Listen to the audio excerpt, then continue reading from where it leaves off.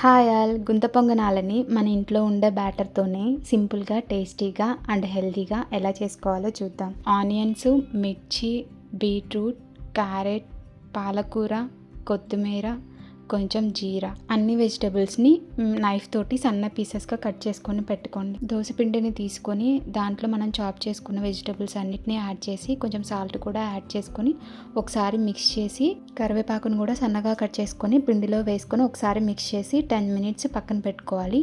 గుంత పొంగనాల ప్యాన్ తీసుకొని దాంట్లో కొంచెం ఆయిల్ యాడ్ చేసుకొని కొంచెం ప్యాన్ హీట్ అయిన తర్వాత పిండిని వేసుకొని లిడ్ పెట్టుకొని లో ఫ్లేమ్లో 2 మినిట్స్ కుక్ చేసుకోవాలి.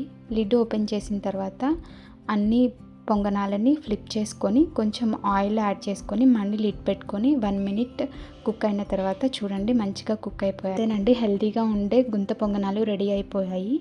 ఈ వీడియో మీకు నచ్చితే please like, share and subscribe to my channel.